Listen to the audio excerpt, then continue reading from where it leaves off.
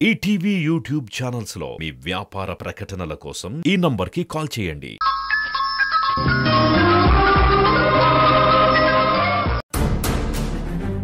Madam, నేను సింధు పేరు కాదు కదా సజెస్ట్ చేసింది, కానీ తన పేరు ఎలా వచ్చింది? నువ్వు సజెస్ట్ చేసిన పేరు Sunanda industrial nano died unit, అవునా?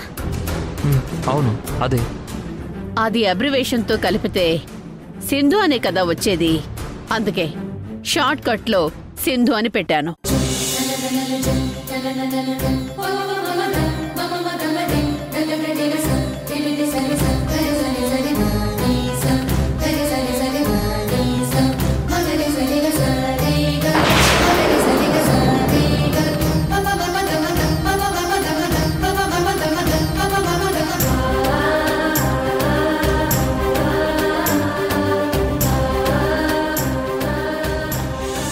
నేను తన పేరు వచ్చేలా సజెస్ట్ చేశానని తనలో తను చాలా హ్యాపీగా ఫీల్ అవుతున్నట్టుంది.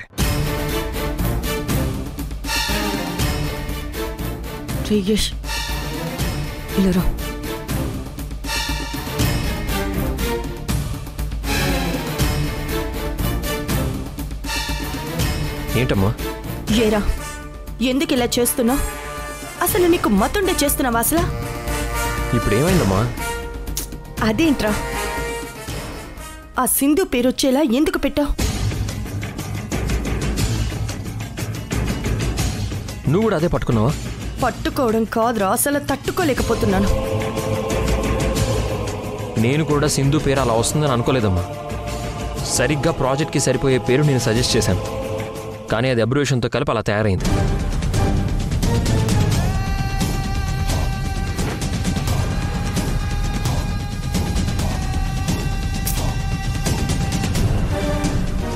అబ్రివేషనో గిబ్రివేషనో నాకు తెలీదు. వెంటనే దాని పేరు లేకుండా ఇంకొక పేరు చెప్పు. మీ మేడంని కూడా అదే పెట్టమను.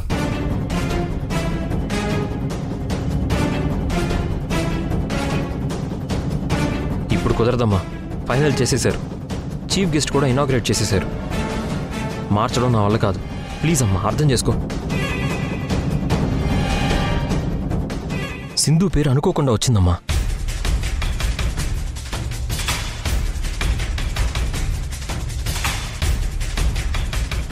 యష్, వస్తున్నాను మ్యామ్, ఇప్పుడే వస్తానమ్మా.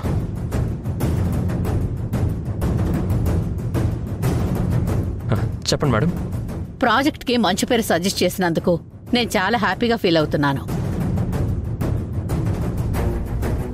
నువ్వు సింధు కలిసే ఈ ప్రాజెక్ట్ వర్క్ చేశారు. అవును మేడం. పైకి నువ్వు సింధు మీద చిరాకు పడ్డా లోపల నీకు సింధు అంటే నీకు ఎంత ఇంట్రెస్ట్ అనేది నువ్వు సజెస్ట్ చేసిన నేమ్ని బట్టే తెలిసిపోతుంది. అయ్యో, అలాంటిదేం లేదు మేడం. ఓరు దేవుడా, నేను ఇలా ఇరుక్కుపోయానేంటి? ప్రాజెక్ట్కి మంచి పేరు సజెస్ట్ చేసినందుకు నీకు ఒక గిఫ్ట్ చెక్.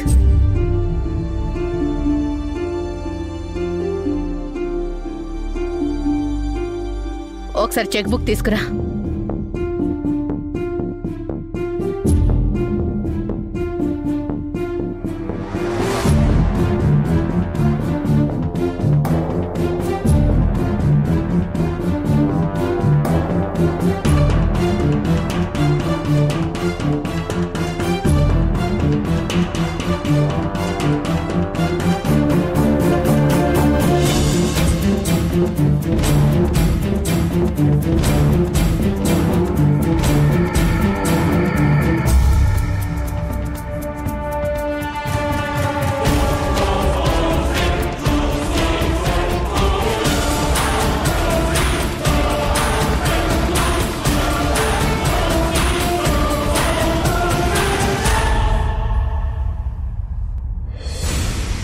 ఇది నా చేతుల మీదుగా కాదు, సింధు చేతుల మీదుగా ఇస్తేనే బాగుంటుంది.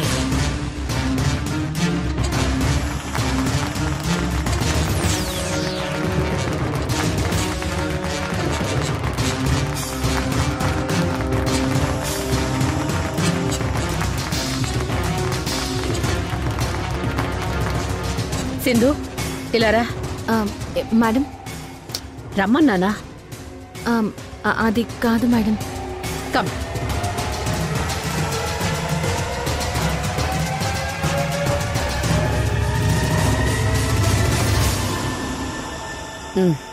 ఈ చెక్ని యష్కివ్వు.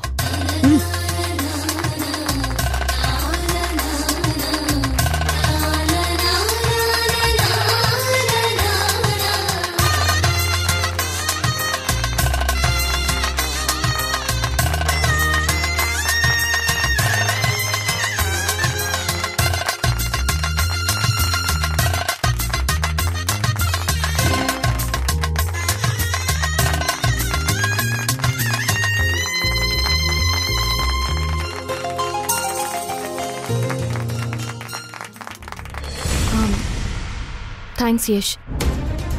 ప్రాజెక్ట్కి నా పేరు వచ్చేలా డిజైన్ చేశావు. ఓకే మేడం, నాకు వేరే మీటింగ్ ఉంది, వెళ్ళాలి. Okay Sindhu, all the best. Thank you madam. నీకు ఏ అవసరం వచ్చినా నన్ను కాంటాక్ట్ చేయి. Thank you madam. పిలవగానే మా ఇనాగ్రేషన్ ఫంక్షన్కి వచ్చారు. ఓకే అండి, థ్యాంక్ యూ.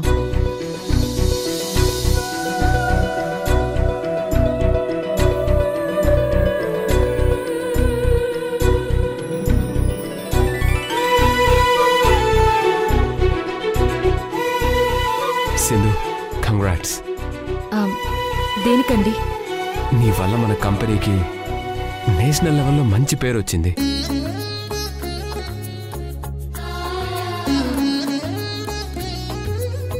నేను లేకపోయినా నా స్థానంలో నువ్వుండి ఈ కంపెనీని నేను ఊహించని స్థాయికి తీసుకెళ్ళావు. నిజంగా నువ్వు గ్రేట్ సింధు.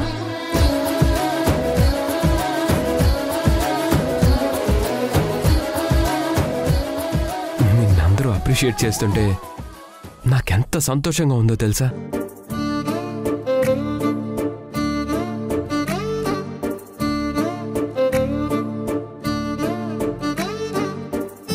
అంతేకాదు, ప్రాజెక్ట్కి లక్కీగా అబ్రివేషన్లో నీ పేరు వచ్చింది. నువ్వు పడ్డ కష్టానికి దేవుడు నీకిచ్చిన బహుమతి అది. విన్నారు కదండి, సొమ్మొకరిది చౌక ఇంకొకరిది అన్నట్టు. చూడండి, ప్రాజెక్టు విషయంలో కష్టపడింది మీరు, పేరొచ్చింది దానికి. చివరికి వాస్తవికి అన్ని విషయాలు తెలిసినా కూడా సింధుని ఎట్ట పొగుడుతున్నాడో చూడండి. తను గ్రేట్ అంట. తన వల్లే వాళ్ళ కంపెనీకి పేరొచ్చిందంట.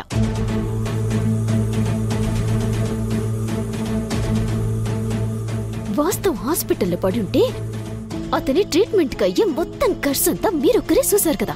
వాళ్ళ అమ్మని కూతుర్ని మీ ఇంట్లో పెట్టుకొని సొంత మనుషుల్లా ఫీల్ అయ్యారు. అదంతా వాస్తవ్ పూర్తిగా మర్చిపోయినాడు. ఇప్పుడు అతనికి కాళ్ళొచ్చాయి, నడవగలుగుతున్నాడు. ఇంకిప్పుడు మీతో తనకి అవసరం ఉంటుంది. అందుకే సింధుని ఆకాశానికి ఎత్తేస్తున్నాడు.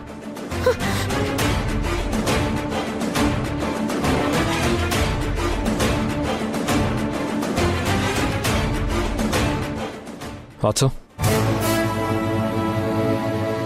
నువ్వు ఇనాగ్రేషన్ ఫంక్షన్కి రాగలిగావు అంటే నడవగలుగుతున్నావు.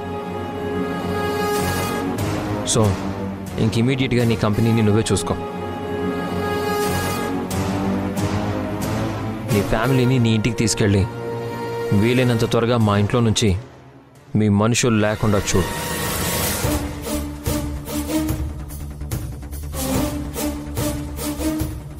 అర్థమైందనుకుంటా?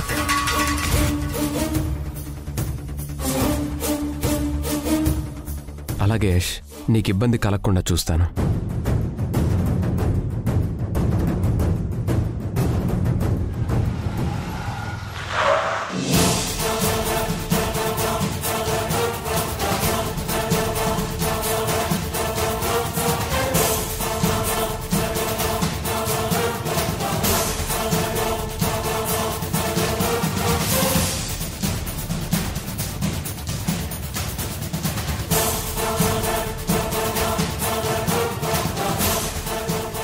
ఏంట్రా ఇక్కడికి వచ్చావు? ఆ డాక్టర్ కేసు విషయం గురించి మీ ఇద్దరితో అర్జెంటుగా మాట్లాడాలరా, అందుకే వచ్చాను. రే, ఆ కేసు గురించి పబ్లిక్లో డిస్కస్ చేయొద్దని చెప్పాను కదా. ఏదైనా ఉంటే ఫోన్లో కానీ ఇంటికి వచ్చి పర్సనల్గా అయినా మాట్లాడు. ఎవరి ముందు పడితే వాళ్ళ ముందు ఇలా మాట్లాడుకో. తర్వాత కలుద్దాం, వెళ్ళు.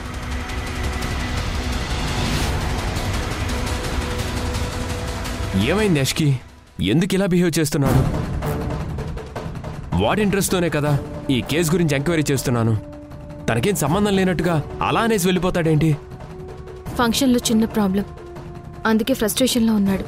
వదిలే గౌతమ్, విషయం ఏంటో నాకు చెప్పు. ఆ డాక్టర్ వాళ్ళని మోసం చేసి డబ్బుతో పారిపోయిన పార్ట్నర్ ఈ సిటీలోనే ఉన్నాడు.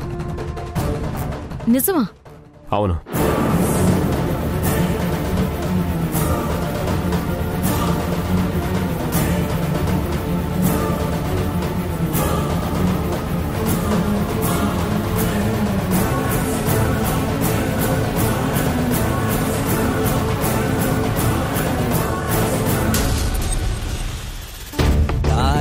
గీత గీస్తే ఆగదే, నీడే ముసుగేస్తే దాగదే, సత్యం చెరిపేస్తే స్వప్నమై మారిపోదులే. నేరం చేసిందే ఎవ్వరో, ఆ సాక్ష్యం ఉందే నివురులో, అన్వేషణనే ఆపనే నిప్పు కోసమే.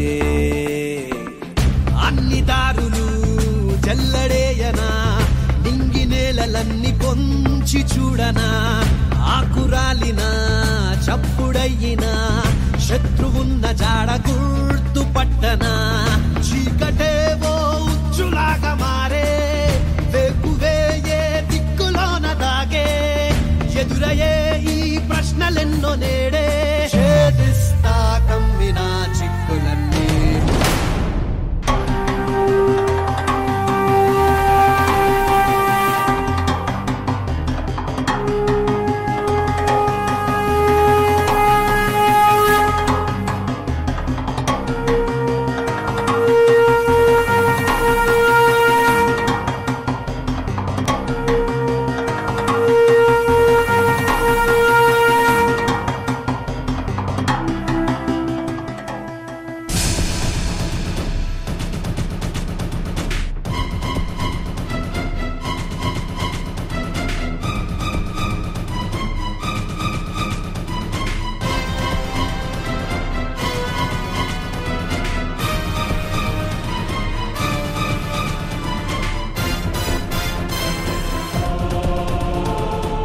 రేయ్, డబ్బంతా లోడెక్కించుకుని వస్తున్నారు కదా, వచ్చేయండి.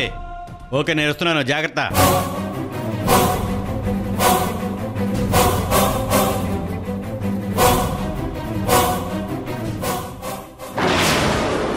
గౌతమ్, ఎలా అయినా సరే వీడిని పట్టుకుని తీరాలి. అది కొంచెం కష్టం వేసింది. ఎందుకు కష్టం?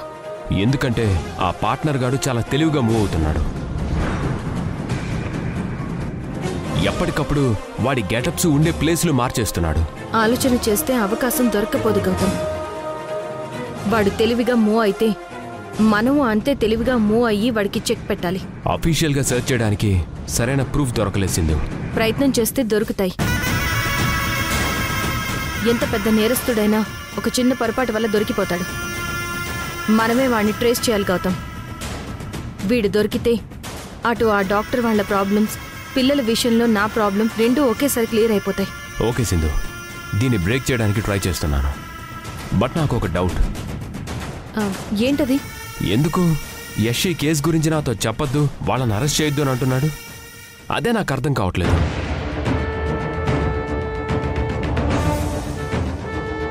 నాకు తనకి చిన్న గొడవైంది గౌతమ్.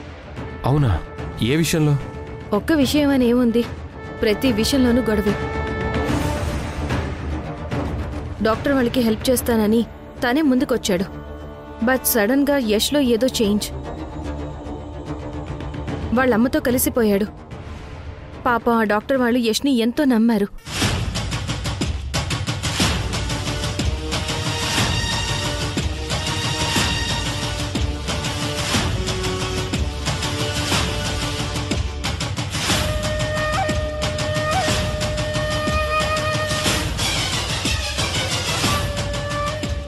దాంతో వాళ్ళు భయపడిపోయారు.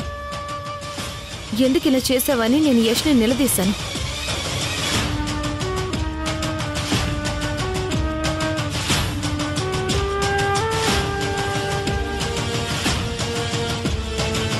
అయినా నీలాంటి బజారు మనుషులకి నేను సమాధానం చెప్పాల్సిన అవసరం నాకు లేదు. యష్ యష్ యష్ యష్ యష్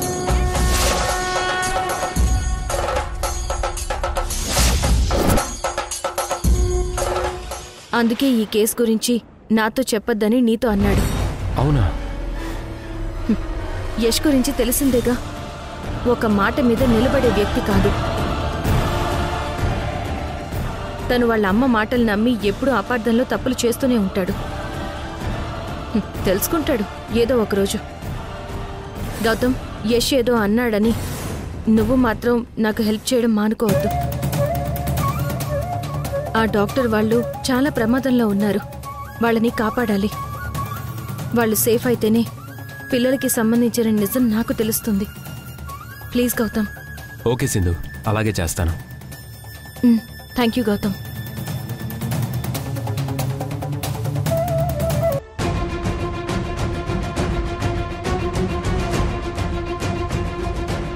అమ్మా, చెప్పండి. అమ్మవారి పూజకి వేళ అయ్యింది. మీరు వస్తే మొదలు పెట్టేద్దాం. అలాగే పూజారి గారు. యష్, ఏంటి మేడం? సింధు ఎక్కడ కనబడడం లేదు. ఇప్పటిదాకా ఇక్కడే ఉంది మేడం. ఎక్కడికి వెళ్ళిందో తెలీదు. అదిగోండి మేడం, వస్తుంది.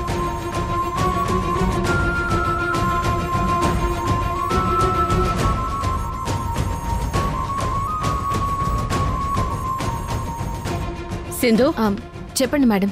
అమ్మవారి పూజకు వెళ్ళయిందట. పూజారి గారు చెప్తున్నారు.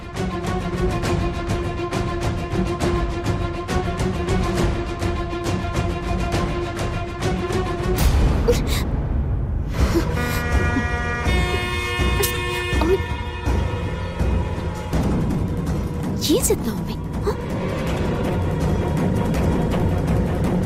ఆ సింధుని ఎట్ట పొగిడారు సుసమమ్మి?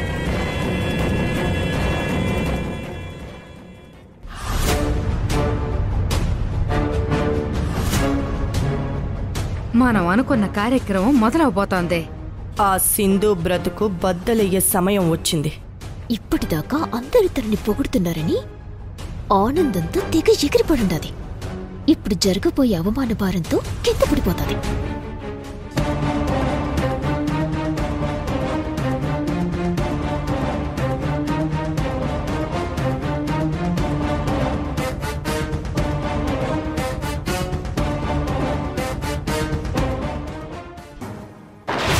ఇప్పటికి దొరికారు మీరిద్దరు. ఏం ఆడుకున్నారు మాతో? 30 తిప్పలు పెట్టి మా చేత 3 చెరువులు నీళ్లు తాగించారు కదరా. పట్టుకుంది.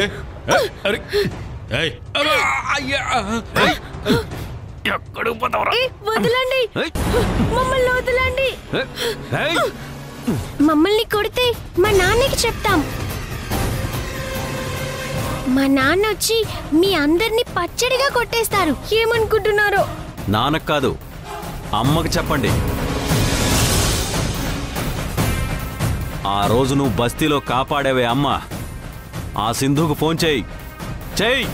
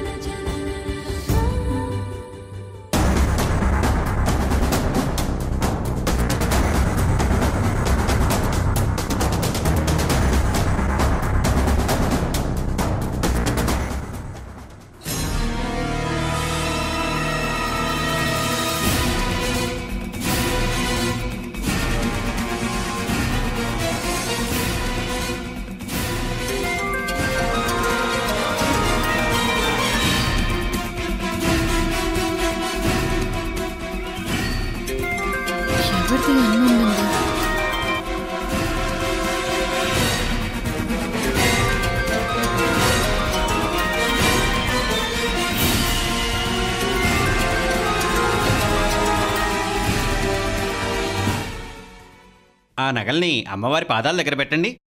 అలాగే పూజారి గారు.